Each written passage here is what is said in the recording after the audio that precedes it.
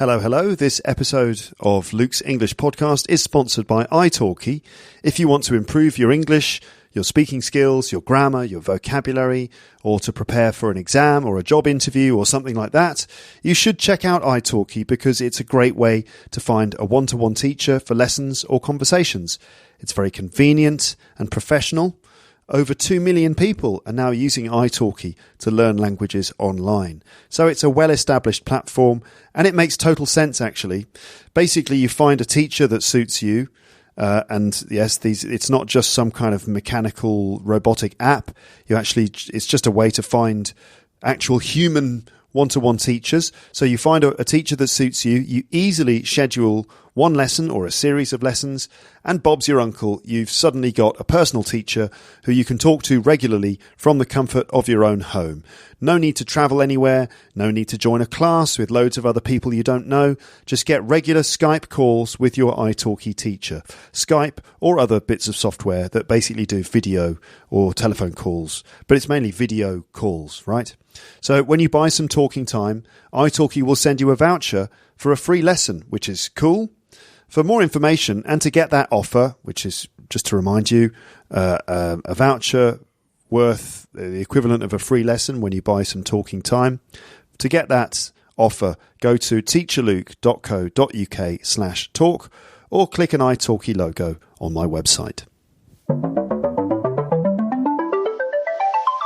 You're listening to Luke's English Podcast. For more information, visit teacherluke.co.uk.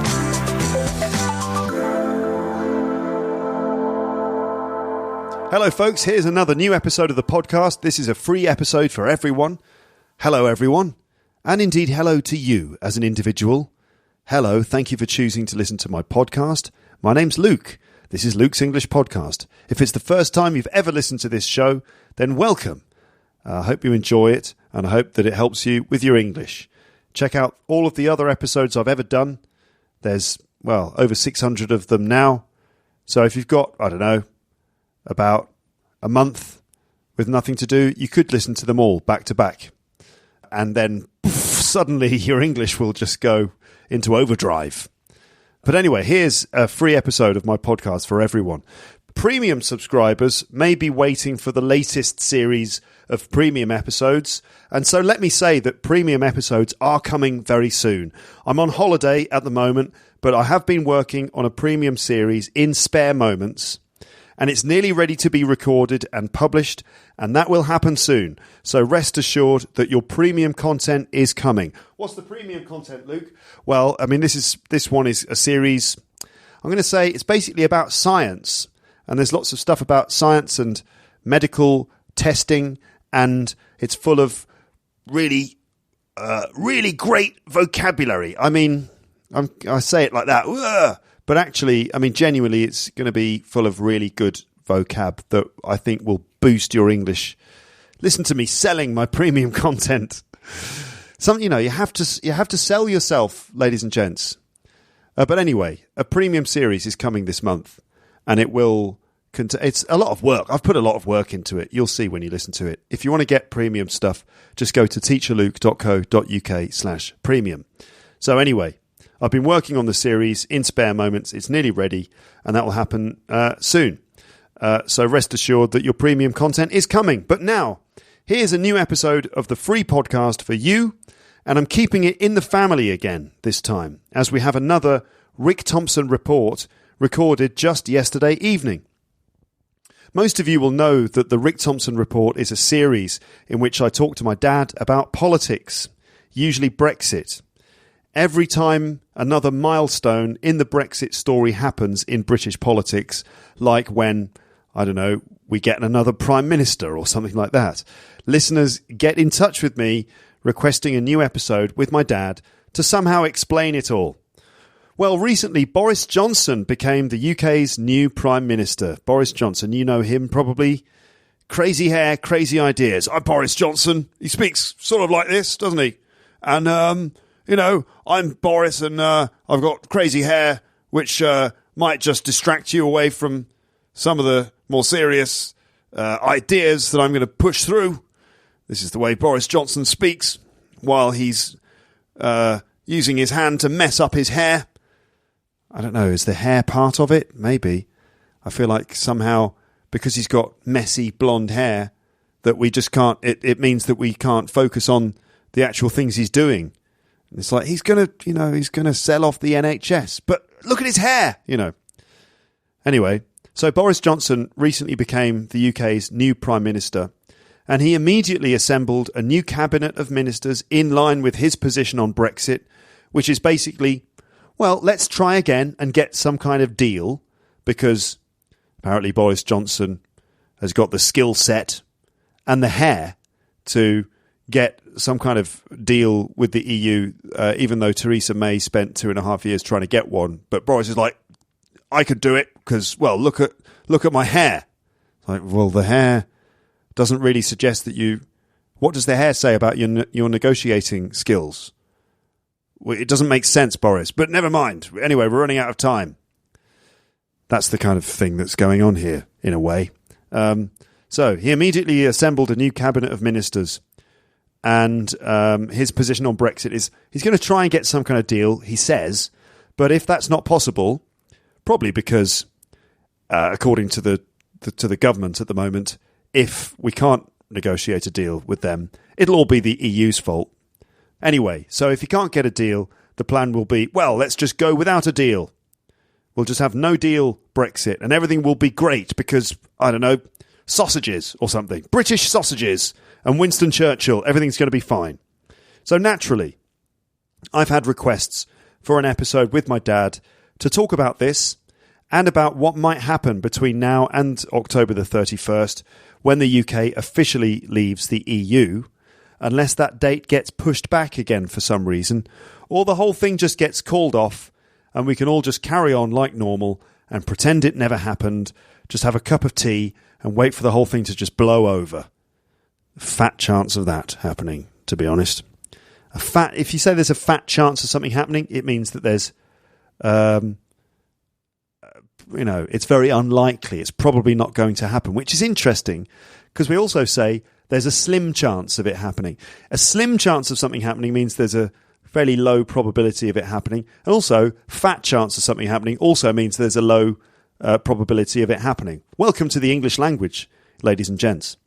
So, anyway, yesterday evening I sat down with my dad in order to attempt to discuss what's been going on, and that's what you're going to listen to in this episode. Now, I don't need to say much more, really, except that this conversation will probably be quite complicated and possibly difficult to follow, and I'm saying that because obviously my audience is mostly made up of people who are learning English as a second or foreign language.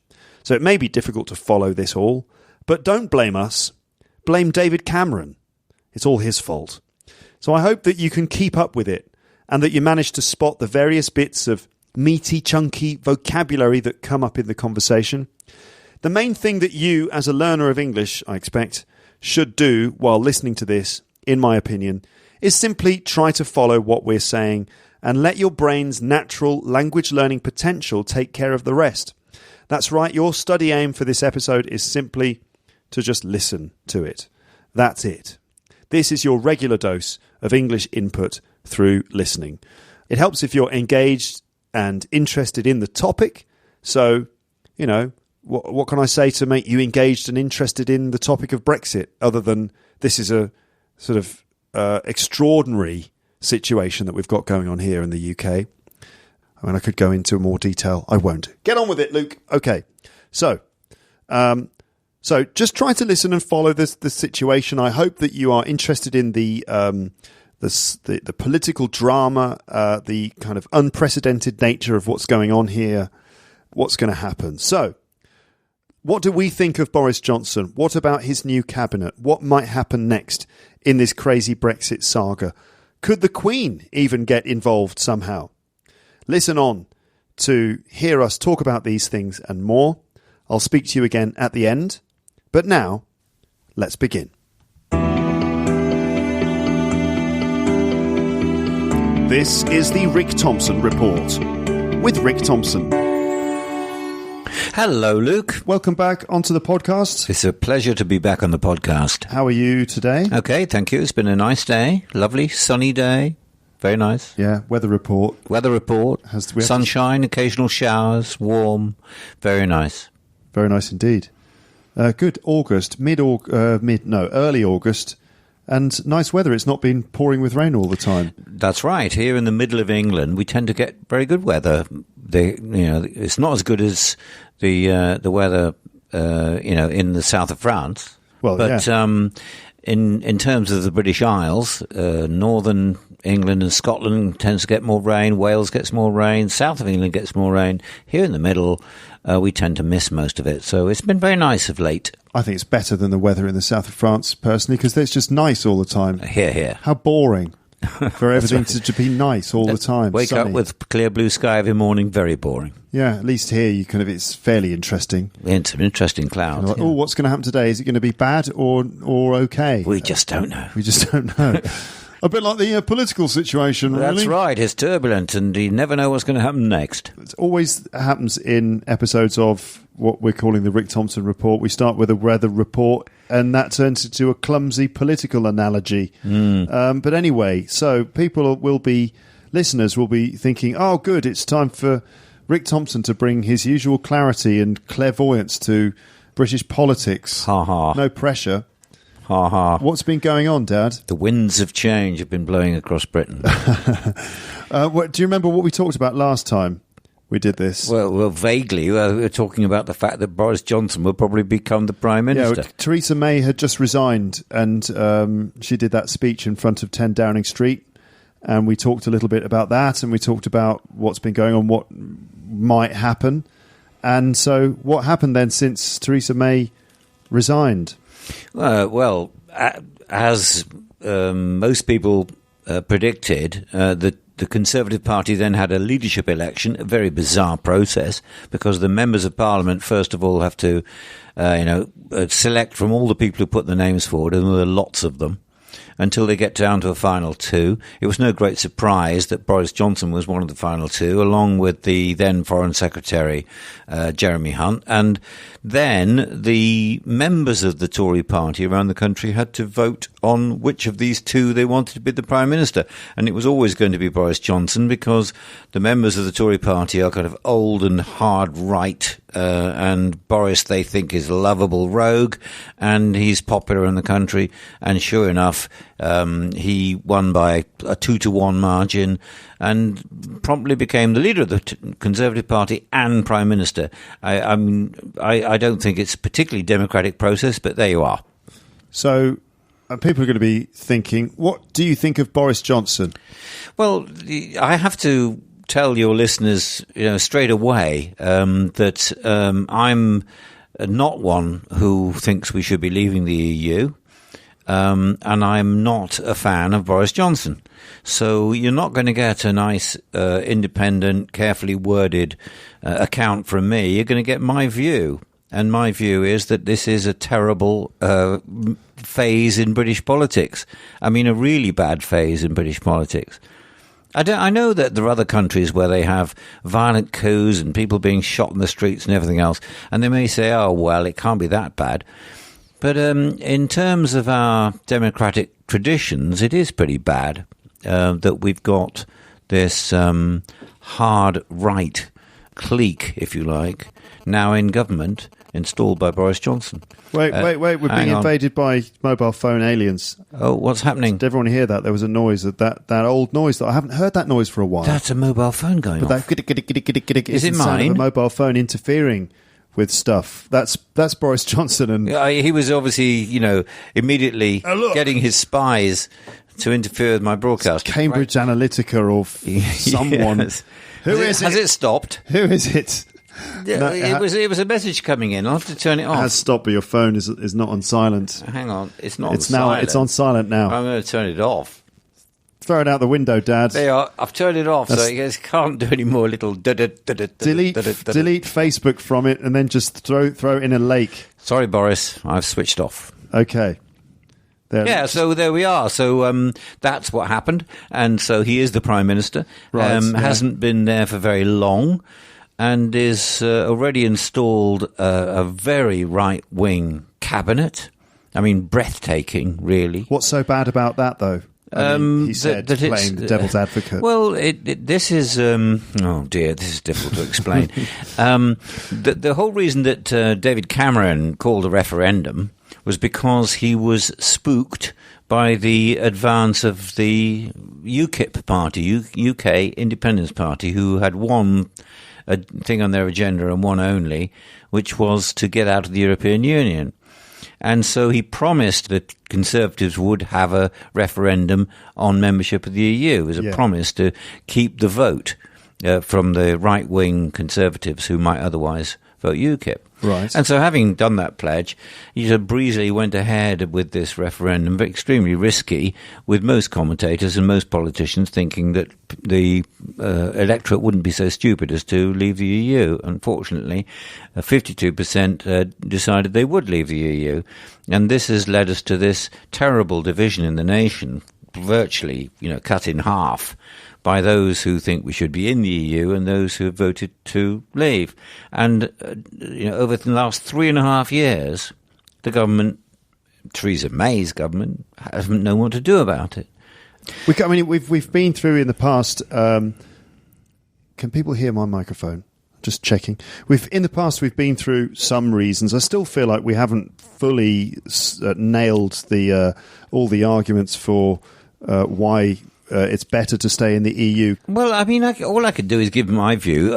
In mainland Europe, when I was at a conference recently, people said, why did people vote to leave? It's a very difficult question to answer, because people voted to leave for a whole number of reasons.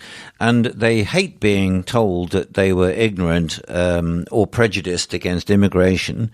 That just entrenches the view.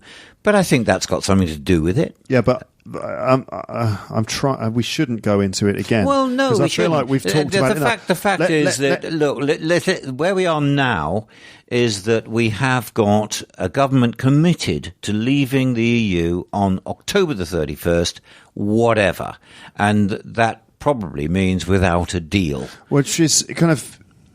One of the problems for me about this, that's my cup of tea. Dad nearly took my tea. I was reaching for his tea. I'm sure that's happened in the past, I'm sure we've had tea confusion in the past.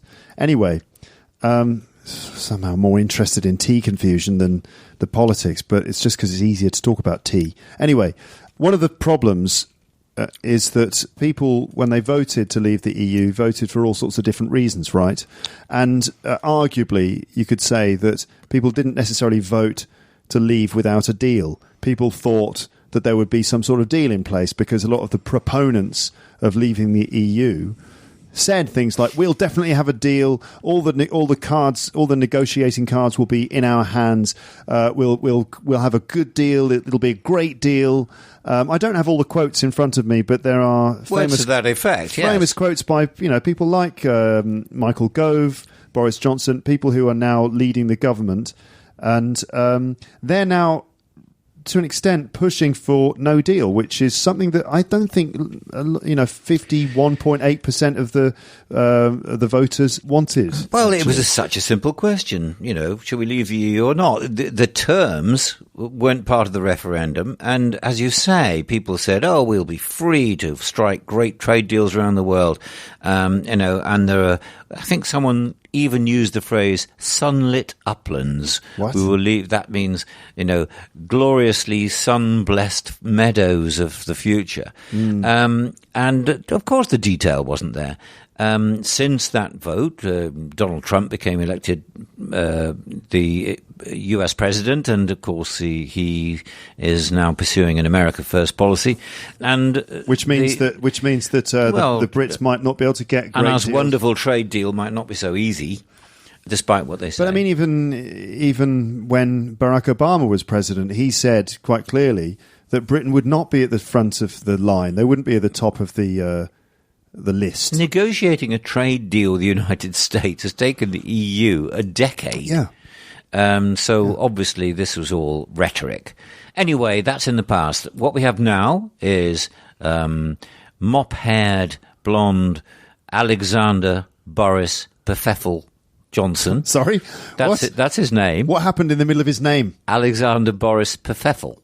Johnson. Okay, Alexander Boris Johnson, I can understand. People call him Boris. Well, but his third name is Pfeffel. Pfeffel. P-F-F-E-F... No, P-F-E-F-F-E-L. I have no idea where it comes from, but that's his name. That sounds like a spelling mistake, not a name. It does, doesn't it? It sounds like a Pfeffel. Anyway, Boris, as he is now known, has immediately installed all the strong pro-Brexiteers in the party into senior positions. So the Chancellor of the Exchequer is Sajid Javid, who I don't think he's very well qualified to be our finance minister, but there he is. The Foreign Secretary is Dominic Raab. Oh, God. The Home Secretary is a woman called Priti Patel, who is a hard-right politician. Her first statement as being the Home Secretary is that she wants criminals to be terrified. This goes down very well with the right. It's nothing to do with society. It's about punishment. I saw Priti Patel on telly arguing why bringing back the death penalty would be a good idea. Oh, she was arguing with Ian Hislop, who is obviously famous for being on Have I Got News For You. Is he the editor of Private Eye? Yes, he is. And so Ian Hislop made the point that the death penalty, he made the point that a number of people in recent years have been convicted of murder, wrongfully convicted of murder. Yes, there's quite a few. And if we had the death penalty in place, that those people would have been killed. And so innocent people get killed. And her, she just basically was like, I don't care. That's right. No, she doesn't care. And other people were saying the deterrent effect that people argue about has not been proven. And if absolutely no evidence that crime falls if you introduce the death penalty. You look at places like the United States, where they have the death penalty in many states, and the crime rate, the murder rate is very, very high. The deterrent effect doesn't really work, and this point was put to her. She just basically ignored it and just carried on with the same old rhetoric. I mean, she's also incompetent. Her grammar is all over the place. All right, Luke. We got the idea that we have a cabinet of hard right-wing Brexiteers who are, in many cases, in my view, not qualified for the role. And that's, law and order is just one of them. We've had a decade of a Conservative-led government where they have cut public spending and cut it. And they've cut the budgets for the police force quite considerably, so many thousands fewer police on the streets as a result. And then they come into power, and Boris Johnson says, I'm going to recruit another X number of police. Oh, right. And then the health service, which they've neglected for a decade, wait a minute. He suddenly says, we're going to spend, £2 billion on the health service. Right. But hold on a second. The thing about the police, isn't that what we want to hear? Well, it's what we want to hear, but this is electioneering. Right, so you think it's not true? Oh, I think it's wild promises from a government that has cut the police numbers for 10 years. So the point is that he is... he's electioneering. Electioneering. People want to hear more police, more money for the health service, and more money for the North. And so he goes around the place saying, I'm going to give you more money for the police, more money for the health service, more money for the North. We don't know where the money's going to come from. And this is someone who's been part of the government that's been cutting these budgets for 10 years. Right. So one reason not to believe it is that the overall trend of him and his contemporaries in the Conservative Party has been exactly the opposite of the things he's promising. Yes. And also other precedent past events that have shown that Boris is not someone who keeps his word are absolutely what? not. I mean, give us some of the precedent that we've got with Boris Johnson. Of them. I mean, the big one, of course, was that he thought long and carefully about which side he would support in the referendum. Would he support remaining in the EU, or would he support leaving the EU? And he kept David Cameron waiting because he wasn't sure. And he's a columnist for a national newspaper, the Daily Telegraph, and apparently he wrote two versions of his column. One of them saying why he was going to support Remain, and one of them why he was going to support Leave. And as the Mayor of London, he'd been very vigorous and articulate in his support of membership of the EU, how very, very important it was for the City of London and for Londoners overall. But he finally announced on his doorstep to the media who assembled to ask him, well, which side are you going to be on, that after lots of careful thought and weighing it all up, he would actually be supporting the Leave campaign. Now, the reason he did that was not because he believes that we should leave the EU, it's because he thought that was his route to be the Prime Minister, which indeed it has been. It's a totally cynical view. So the point is that Boris Johnson really cares about himself. And then he launched into the campaign to Leave with a lot of untruths, notably the big red bus, which went round the country saying, we give £350 billion a week to the EU. Well, that's actually not true.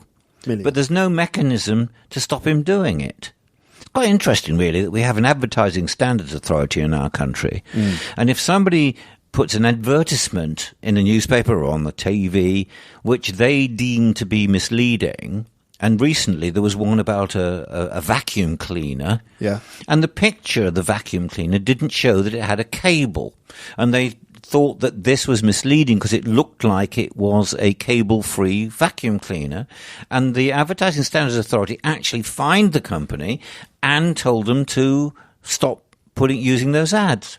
So for a vacuum cleaner, there's a mechanism to stop people selling untruth. But on a political campaign, there's no mechanism to stop them. There's actually there's no way to stop them. There's no authority. There's no mechanism that will actually hold politicians accountable for the promises they make. The only thing you've got is the media. During the rest of the year, during normal times, politicians, we accept, will lie about things during their election campaigns. They'll make certain promises in their manifestos and then they won't actually fulfill those promises. And we're all tired and fed up with it. But now when it comes to something so crucial, something as is definitive the right word, as Brexit, which is a really sort of a make or break situation, one single decision, as it were, to stay in or out, that can make or break the future of this country and the future of our children and all that stuff. And in a situation like this, we do actually feel like the politicians really do need to be accountable for the things that they promise. It's a crucial point. Accountability in politics is what makes democracy work. Do you remember Danny Dyer and David Cameron? We talked about it before. We have talked about it in the Rick Thompson report before.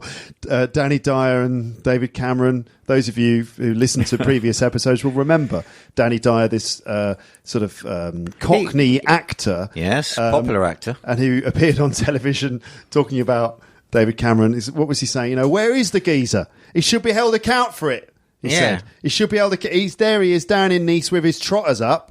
His feet, his trotters. No, he called it, that's right. He said he should be held account for it, which actually is spot on. He should be. Well, absolutely. This is because David Cameron resigned the day after the result of the referendum and left everybody with the mess. Do you remember what happened when David Cameron resigned? So, listeners, you might have seen Theresa May's resignation speech at the podium in front of number 10 Downing Street. She made a speech. She cried. David Cameron made his speech. Well, you know, I feel like I'm not really the person to deliver Brexit, so I'm going to resign now. So thank you very much. Goodbye. And then he turned around. His microphone was still on. He didn't realise that his lapel mic was still on. And you could hear him as he walked back to the door, and he was humming to himself like this. Humming a little tune. Happy little tune. Like, oh, there we go. Now I can just retire and claim all my pension. Makes a lot of money from making speeches. Goodness knows why anybody would want to listen to him. So David Cameron opened Pandora's box and all the stuff came out and we can't close it. And there he is just going, now I'm going to go and just... walk away from the mess. Walk away. Danny Dyer, the actor, called him a twat, which is, an insult, but it's probably accurate. Anyway, now we must look forward and I know you want to know what happens next. Well,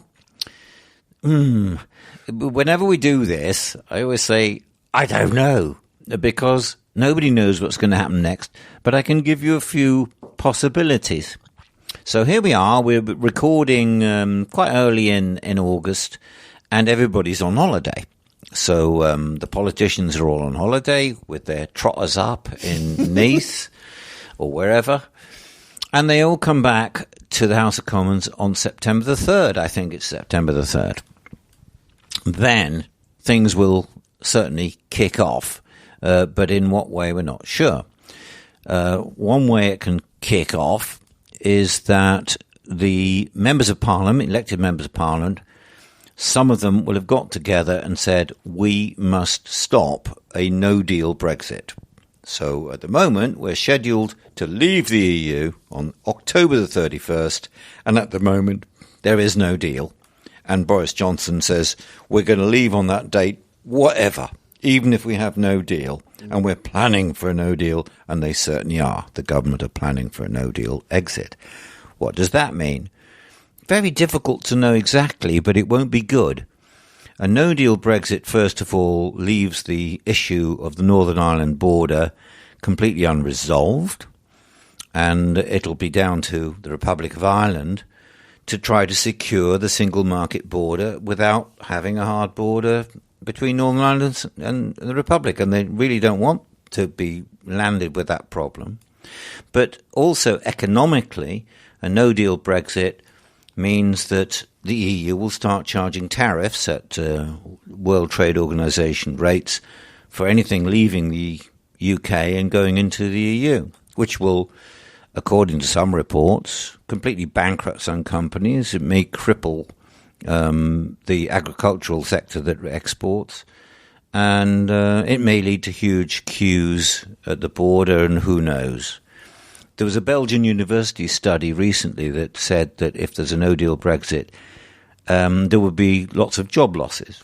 They predict 500,000 job losses in the UK and 1.2 million job losses in the EU, which sounds like it would be worse for them. But remember, we are much smaller, and so in percentage terms, it would be worse for the UK. We don't really know, but it wouldn't be good. And there's talk of, would we have access to a free flow of essential medicines and things that are really quite important, and we would be severed from a number of European Union institutions like the nuclear deal, research centres, and one thing and another, which would not be good. So a no-deal Brexit is something that a lot of MPs don't want, and they may try to stop it. Right. Okay. So how could they do that? Well, they would pass a motion in the House of Commons saying we will, whatever happens, we will not leave the EU without a deal. So there's Boris Johnson and his government. They're sort of saying, right, so let's do this no deal. We're going to do no deal Brexit because of reasons.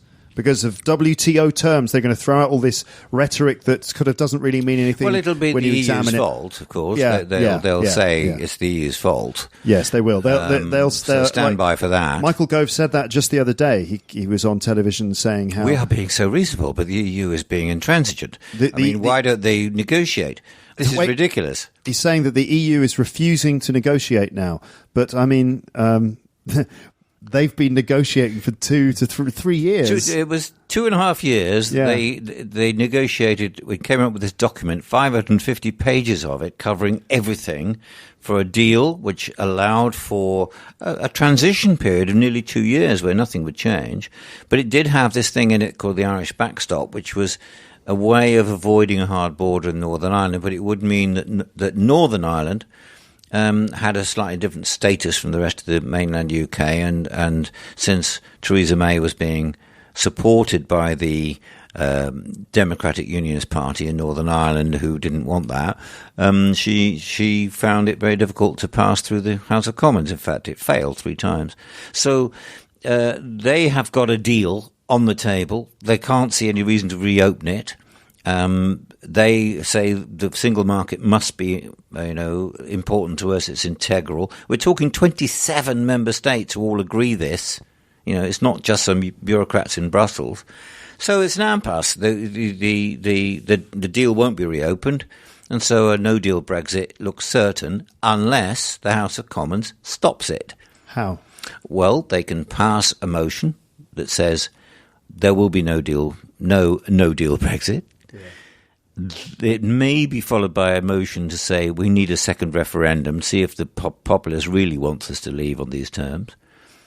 But also it will be followed immediately, I think, by a Labour Party, that's the main opposition party, a Labour Party motion of no confidence in the government. Okay. Now, that's interesting. If a government loses a vote of no confidence, and it's not just in the UK, it happens everywhere else, in Spain and other places, then they have to resign, and the president in Spain, or in our country, the Queen, has to ask somebody else to form a government if they can. After a general election? That's another option, isn't it?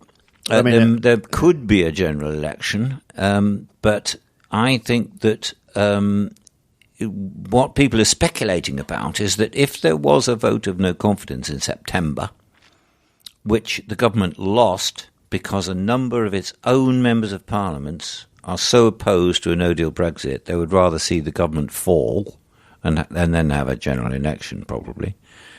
And there's a possibility that there would be, then it would trigger an election. Another possibility is that Boris Johnson would refuse to stand down, which is interesting. Can he do that legally? Well, a lot of people are arguing about that point. Could he? There's no precedent for it.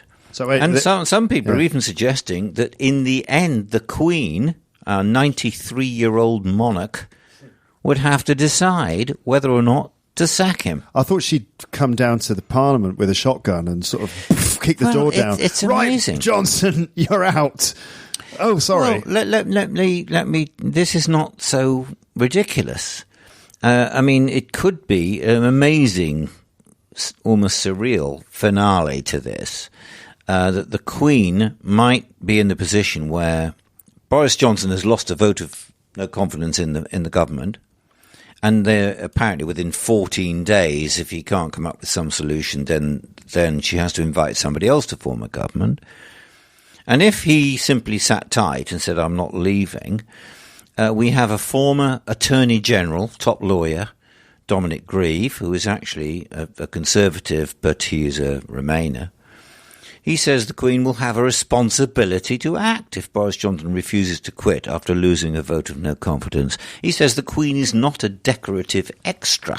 It's true she has sought to keep herself well away from the cut and thrust of politics, but at the end of the day, there are residual powers, or powers that still she retains, and responsibilities which lie with her. She might have to dispense with his services herself. And according to the Politico newspaper and website, an unnamed member of Parliament has said to them she would have to sack him. Of course she would. So if he lost a vote of no confidence, and if he refused to stand down, could the Queen really sack him? I find that very difficult to believe. So that's one scenario, and then she'd have to invite the leader of the opposition, who is Jeremy Corbyn, to see if he could form a government. Another one is that if he lost a vote of no confidence, he would call a general election. I think that's much more likely. Right. And the Conservative government are obviously electioneering right now.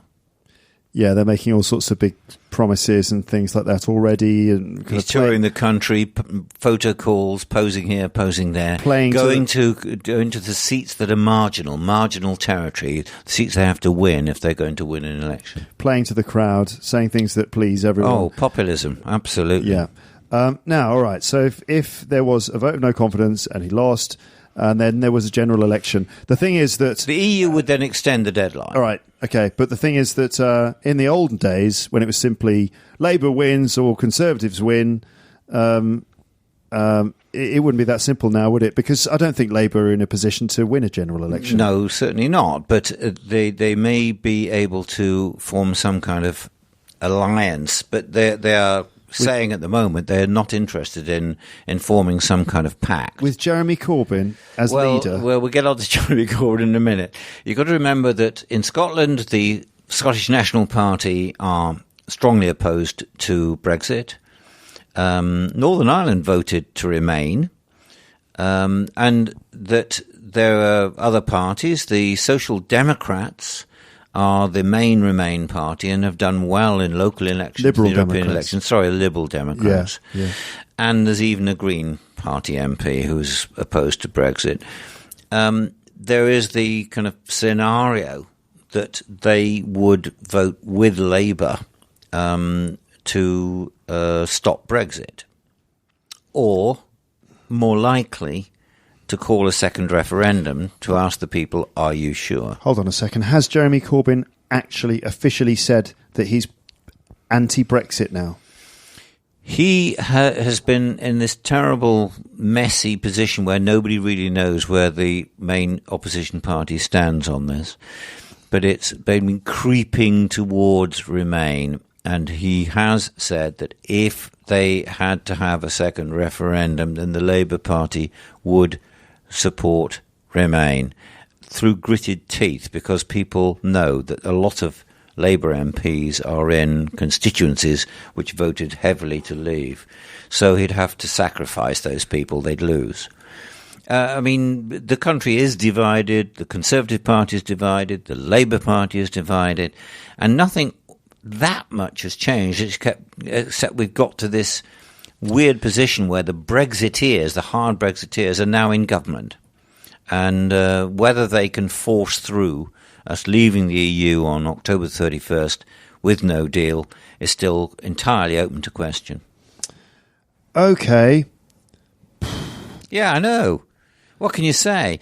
From me, someone who is very strongly of the view that we should be in the EU.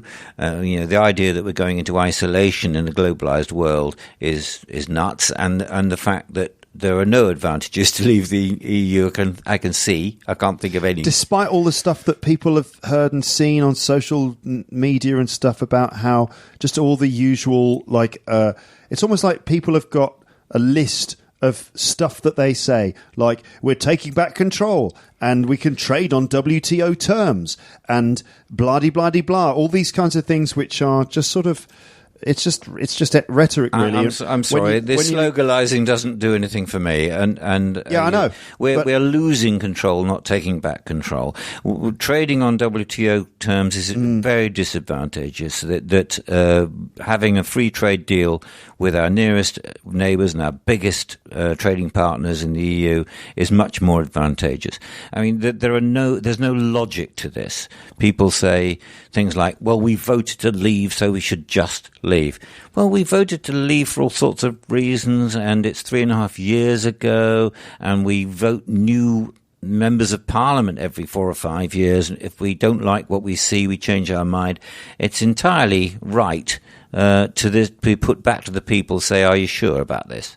And I happen to think that if it was put back to the people, we would vote to remain in the EU, because people have seen how damaging it would be to leave. Oh, I don't know. I think it'd be very close. It might be close, but that's my view. I think that we would vote to remain if it went to a second referendum. And I've said, we've mentioned this before, and I've said, if we did get another referendum and the result was, let's say, 52% of people say it's remain, then you need a third one, don't you? Well, yeah. Or a penalty shootout. It'd be a draw on the two legs, yes. Penalty shootout next. Just can't see a way. I can't really see it happening, but I think it would be logical if it did. We are in a position, if you look at it, if you're a Martian looking down, or somebody from somewhere far away saying what's going on, the evidence is that probably more people think we should stay than remain now, probably. Scotland voted to remain, Northern Ireland voted to remain, London voted to remain. It was just England, Shires and Wales that voted against it. Very divisive. Don't forget all of the internet bots. Well, of course, they can say what they like. I don't mean the trolls, the bots. I'm just saying the facts. The facts are that it was very close. It wasn't a decisive result. You may know, your listeners may know, that all the British people living abroad couldn't vote because some kind of administrative mess, which was really quite damaging. We are talking about probably 1 million people, and most of them would have voted to remain. The Leave campaign was declared officially illegal, illegally funded probably from strange foreign funds. Yeah, we don't know where they got their money from. We don't know. Not to mention Cambridge Analytica, Dad. I know there was this illegal operation mining people's data to feed them with misinformation online. Yeah. I mean, there's a whole host of reasons why you should say, hang on, this referendum wasn't fair. And it's another reason for saying let's do it again and see if people think they really want to leave the EU. Now they know much more about it, because at the time, 3.5 years ago, most people knew nothing about it. So there's a host of good logical reasons why we shouldn't be plunging out of the EU with no deal. And in my view, we shouldn't be leaving the EU at all. But the government is split. We've now got this hardline Boris Johnson-led Brexit at all costs government, and it's getting more and more divisive, more and more entrenched, and it may well lead to the breakup of the United Kingdom. Scotland will be empowered to have an independence referendum because they don't want to leave the EU and they'd rather be independent Scotland in the EU. A lot of weird things I don't really understand about Boris Johnson, right? So it seems to be fairly accepted opinion that he is ambitious and he's doing most of this because he wanted to be the Prime Minister, and he's openly said for years he wants to be the Prime Minister. Yeah, but he also has denied it because they always do, don't they? That's Boris. But anyway, so if he is self-serving and if he just cares about his legacy and if he just wants to fulfill some kind of Winston Churchill fantasy that he's got, and he wants to be the leader, and he's got it, right? So if that is his game plan, then surely he's not stupid, right? He acts like a buffoon, he acts like a fool and a bit of a joke, but he's actually very clever, a very shrewd person, as we know, very calculating and all this kind of thing. So he should know that no deal Brexit would be a terrible idea. So is that the kind of legacy that he wants to have? It's a very good question. Let me tell you that in a letter to the Times newspaper this week, one of the Conservative Party's wise old men, a guy called Malcolm Rifkind, a former Foreign Secretary, wrote pleading with Johnson to ignore his, what he calls, more excitable aides. And if he loses aides, helpers, supporters, campaign people. So he's pleading with them to ignore his more excitable supporters. Yeah. And if he loses a no confidence vote next month, he should resign with dignity. And Malcolm Rifkind also hints the Queen may intervene. He says if the Prime Minister refuses to respect the normal consequences of losing a confidence vote, he would create the gravest constitutional crisis since the actions of Charles I led to the Civil War. We're going back to the mid-1600s here and the bloody Civil War in England. Just remind everyone what happened to Charles I as well, ultimately. Had his head chopped off. That's right. So this Tory veteran, Rifkind, goes on, I have great confidence that the Prime Minister will ignore the advice of Dominic Cummings, who is his campaign manager who ran the Leave campaign. King Charles lost his head by flouting the Constitution. Mr. Johnson will wish to keep his, while some around him are clearly losing theirs. Oh, very good. Which is quite clever. But, that's a voice saying what you've just been indicating, that Johnson doesn't really want a no-deal Brexit because it would be damaging, and he knows it. But he's trapped. He can't suddenly say to the EU, oh, all right then. We'll accept your deal.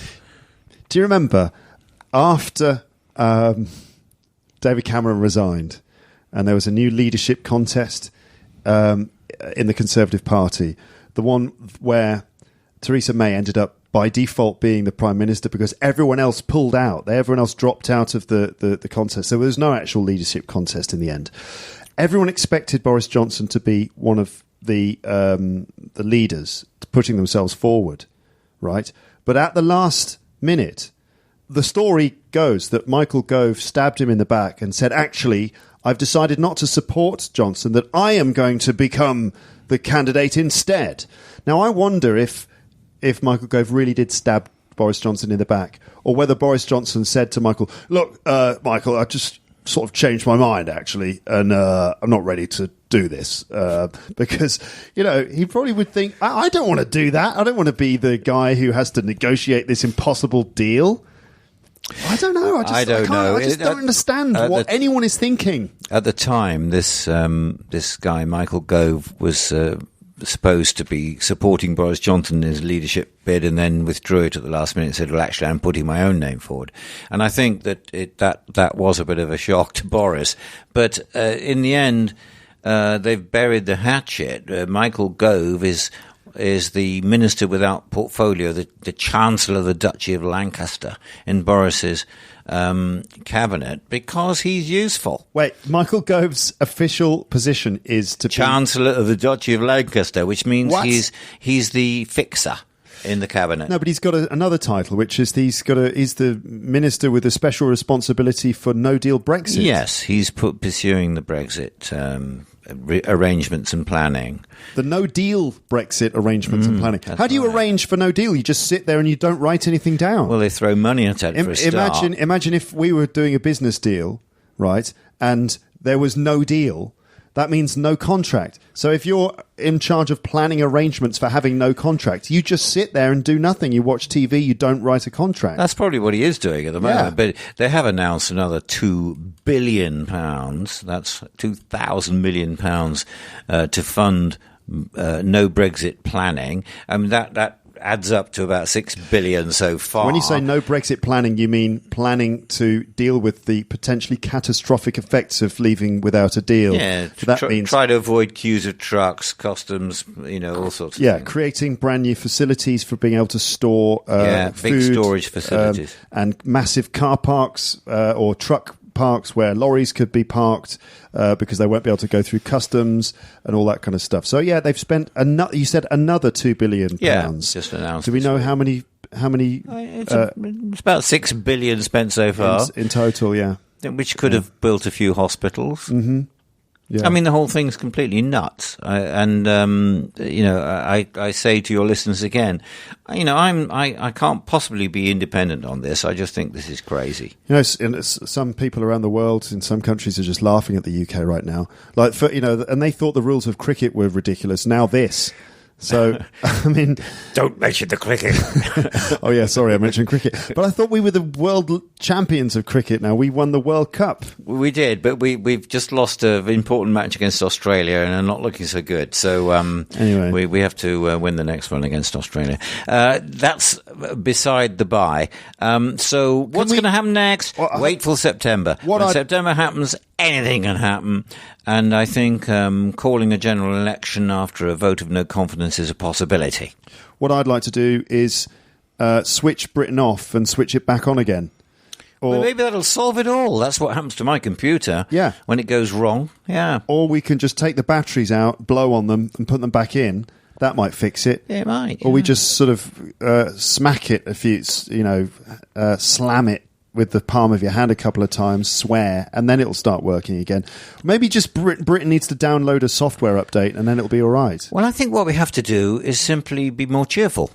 This is what our new Prime Minister, Alexander Boris Pfeffel Johnson, says, that we should be more optimistic and be more confident and stop moaning and smile and everything will be fine. And so that's the answer. It reminds me a little bit of the end of that wonderful film Life of Brian by the Monty Python crew, where there's the mass crucifixion and they're all singing "Always look on the bright side of life" while they're being crucified. But that's obviously the answer. I mean, Boris says if you look on the bright side of life, everything will be all right. Okay. So there we are. That's what we must do. Okay, we must just smile and be optimistic. Everything will be fine. So if we just look at all the numbers and statistics and smile, then those numbers and statistics and... That's right. The governor of the Bank of England doesn't know what he's talking about when he says we're going to have a recession. That's absolute rubbish. Piffle, says Pfeffel. Pfeffel, you mean, yeah. Exactly. Okay, we could go rambling on and on about this. Yeah, I'm sorry if it's too biased for some listeners, but that's what I think. I don't know, maybe listeners, if you think this is all too biased, just jump into the comment section and just don't forget that piece of paper with all of the usual rhetorical points. Go ahead, guys. Yeah. All right. Okay, well, we'll see what happens. And nothing is going to happen until September. October? No. Oh, September, yeah. That's when they come back into the House of Commons. We start seeing the fights happen. Well, at least it's sort of entertaining in a way. Oh, yeah. In a weird kind of way. It's entertaining. Meanwhile, we're stockpiling baked beans. Are you genuinely stockpiling food? Actually, we do have a few tins of food in the garage, I have to admit. Just in case on October the 31st, something horrible happens. I don't think it would be that bad, but... I think it's wise. I mean, you never know, do you? You never know. Maybe it'll just be... It's quite possible that for a week or two or more, that you will go down to Sainsbury's and they were like, sorry, we don't have any tomatoes. That's right. But I like tomatoes for breakfast. Sorry, we don't have any. Just they're all stuck at the border. Because they literally can't get here. There's nothing we can do. And, you can imagine Sainsbury's putting up signs saying, in the event of no deal Brexit, it may be that we are unable to provide certain fresh products during this time. We appreciate your understanding. And if you voted leave, then, happy now? There was a letter in the newspaper. I must just conclude with this. Mm-hmm. And it's quite interesting because it's part of the psychology of the people who voted leave, who said we were on the winning side, yay, and we should therefore just leave, and everybody who says we shouldn't leave, they're not democratic. This letter said, I've got to take my dog to Spain in January, and if we leave with no deal, I'll have to pay £120 for a rabies vaccination. And then says, that's vitriolic bureaucracy from Brussels. So I read this letter thinking, what?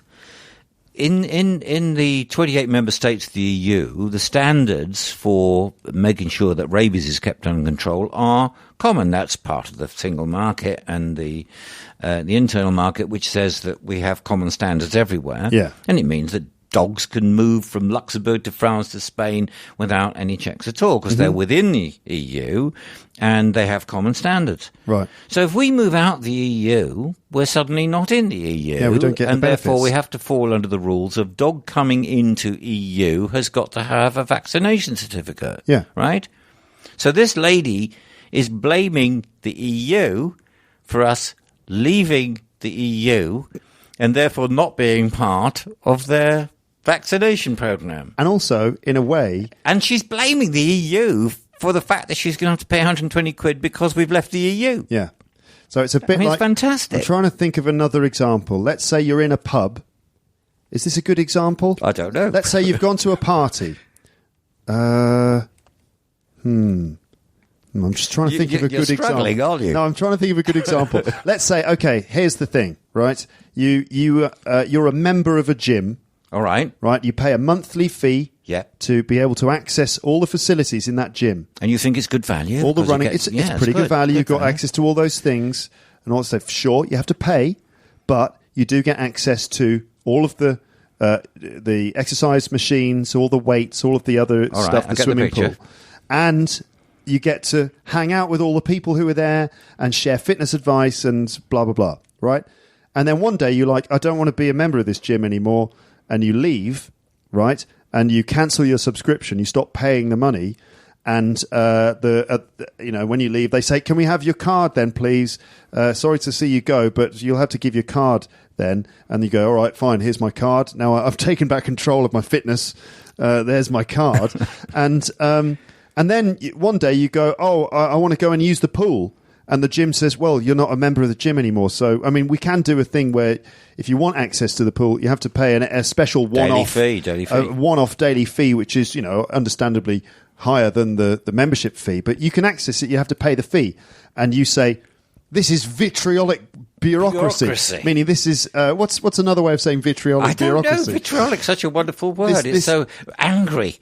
This is This is the gym taking revenge on me. That's right. Forcing me to pay money to access the swimming pool when I'm not a member. No, it's not the gym taking revenge on you. It's just that's just what being a member of a gym or not being a member of a gym means. Okay, I prefer the dog rabies story myself. But anyway, there you go. No, it's much the same. I was trying to use a swimming pool analogy to explain the dog rabies EU thing, but no matter how you put this, no matter what metaphor you use, the people who voted Leave have lost, a lot of rational thought in that. If they're disadvantaged by all this, it's got to be the EU's fault. Yeah, and it's unbelievable. And Michael Gove and the other members of the Conservative cabinet at the moment who, in the face of basically an impossible situation where they can't negotiate with the EU because the EU, after 2.5 years of having Theresa May come back and back and back in order to renegotiate again, the EU have like, that's it, we can't do this anymore. That's it, we stopped. And so Michael Gove, as we said before, is saying, "Oh, this is the EU taking revenge on us." Or something, I don't know. Something like that. Oh, well, we'll see what happens, folks? We'll be talking again about this in mid-September, and by then we'll know what's happening next. Yes. All right. Well, Dad, thanks again for talking to me about it on the podcast. Okay. I'm sorry for all those listeners out there who get so bored of the Brexit saga, which has been going on for such a long time. I hope you're not too bored. And I hope you've heard a few bits of vocabulary and other things that are useful. Hopefully for them it's more entertaining than genuinely horrific as it is for us. Thanks, listeners. Thanks, Dad. And speak to you soon. Bye-bye. So that was my dad and another conversation about Brexit. Apologies if we went over the same ground as in previous episodes on the subject a bit, but there it is. That's the situation. Let us know what you think, even if you totally disagree with us, of course. I'm sure that many of you will be interested to know more about Boris Johnson and our opinions of him. I would very much like to do a more in-depth episode or two about him. And in fact, I've been planning that, so watch out for something in the future. I wonder how long he will be our Prime Minister. In fact, it'll be interesting to see what happens. Expect some more episodes soon, including premium ones, which I've been working on in spare moments during my holidays, while my daughter has been napping, or at the end of the evening when everyone else has gone to bed. I'm working on it, and they will arrive soon, I promise. The series I'm working on is currently titled Bad Science, and it covers things like medical science, the misuse of data, and also whether vitamin pills are actually good for you. The main thing is that there are tons of very useful, quite high-level vocabulary items that I'm teaching you.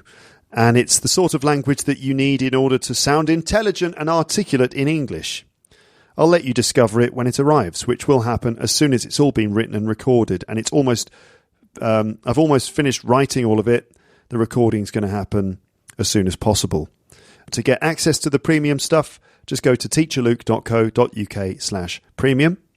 Now I have to go to bed in order to catch up on some much needed sleep and to get my energy back in order to survive another day chasing my daughter around a park or around a farm or something.